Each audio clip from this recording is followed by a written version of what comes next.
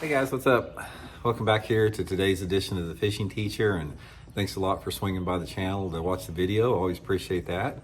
And guys, today we're going to have sort of a little tutorial on when you want to throw a deep diving crankbait as far as in the springtime of the year or the early summer period. There's sort of a window that happens. It's about a 3 or 4 week window when the deep diving crankbaits work really good, so we're going to talk about that in today's video. Also, guys, just a quick invitation out there. Anybody interested in booking an on-the-water lesson with me, you can do that by going to my Facebook page, Randy Blockett Professional Angler. Just shoot me a private message, and I'll give you all the details for that. So much appreciated. Okay, guys, deep diving crankbaits, man. They're I have caught so many good ones deep cranking over the years. Deep diving crankbait, if you're not real familiar with it, it's a crankbait that I classify that a deep diver runs like over 12 foot deep, over 10 or 12 foot deep. And most of them, like this Megabass Deep 6 or this Fat Free Shad by Bomber here, you know, they're going to hit that 15-foot zone on a long cast with, 10-pound test line. So that whole range, 10 to 20 foot, is classified a deep diving crankbait. Now, thing about a deep diving crankbait, there's two things about it.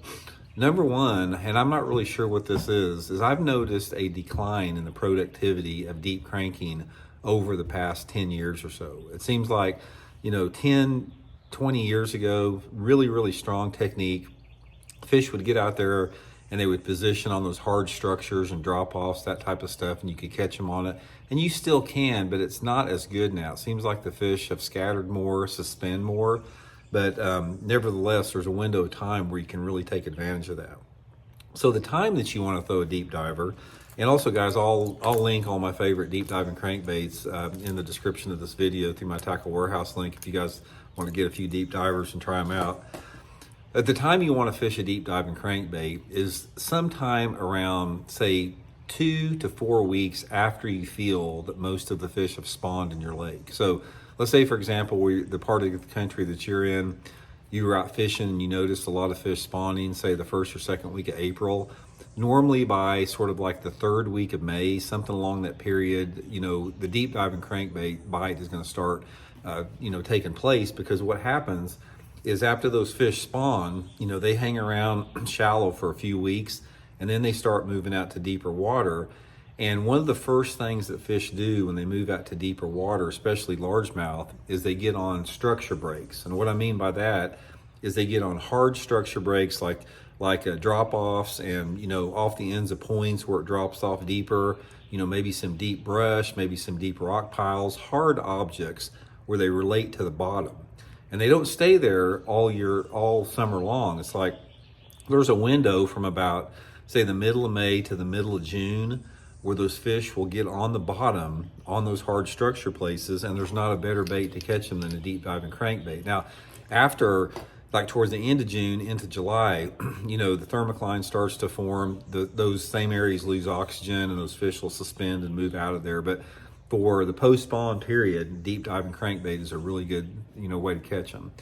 Now, if you've never caught one on a deep diver and you want to do it, here's my recommendation. Get you a couple different variations, get you some shad patterns, get some type of a, shad, some type of a perch or brighter color out there. Normally throw the brighter colors early and late in the day when the light level's a little bit low. Throw the shad patterns a little bit more up in the day when it's a little bit brighter. And there's two type of areas that basically you can concentrate on, these two type of areas. Either fish ledges, if you have a ledge lake, like say, for example, if you guys fish along the TVA river system and you have a river lake that's got ledges to it, that's the prime cranking area this time of year. And the other area is simply points. Secondary and main lake points are killer for fishing deep diving crankbaits. I would say that if you have a lake, typical man-made impoundment, that has points on it, if you just pick up a deep diving crankbait and you run points all day long, you're going to catch some fish doing it if you've never tried that. So it's pretty simple. I mean, that's the main thing, is you just want to keep those deep divers constantly hitting the bottom. You want them bouncing off objects. You're not going to catch many of them unless you're hitting the bottom. So what I like to do, my favorite way to do it, is I like to find a flatter type point. It seems like in the post-spawn, those fish like to get on those flatter points. It doesn't have to be real flat, but not like a bluffy type points. Flatter type point, get out there in anywhere between, say, 5 to 15 feet of water and just start fishing all around the point ends and sides. Cast up to shallow, bring it from shallow to deep, cast across the point, bring it across the point. You may even, get your boat in shallow water, throw it out in deep water, and bring it up the ledge. Just fan cast all around those points and use a fast stop and go retrieve. So what you want to do with it, and this is a pretty critical element on deep cranking, is throw your crankbait out there, point your rod tip straight at the crankbait, and real fast stop and go, just like that. Now these big crankbaits are going to pull quite a bit, so it's like even though you're reeling the bait fast, there's so much resistance from the big lip, it's not really moving that fast. But you want that bait sort of stop and go, just always hitting the bottom, sort of just a stop and go like that, because that stop and go retrieve with the fast retrieve is going to generate a reaction strike.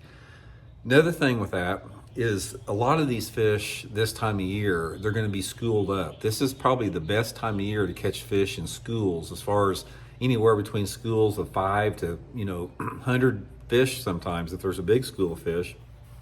If you catch one on a deep diving crankbait on a point, more than likely there's another one around there. They just don't hang out on those points by themselves. So it's really critical that as soon as you catch a fish, try to get that fish off, throw it back in the water, and fire that same cast, the exact same cast, immediately, as soon as you can, back to the same spot. 90% of the time, guys, you can fire that school up and you can catch them every cast for 4 or 5 casts. I don't know how many times I've done that. It's really the only time of year that I've had success, with that particular technique. But the main thing, guys, I just wanted to reiterate, if you've never tried deep cranking, it's a super good way to catch big ones. I've caught a ton of big fish on them. Mid-May to mid-June is going to be your key window. Just get out there on the points and throw them around. You're going to catch some fish with it. So hope it helps out. We'll talk later.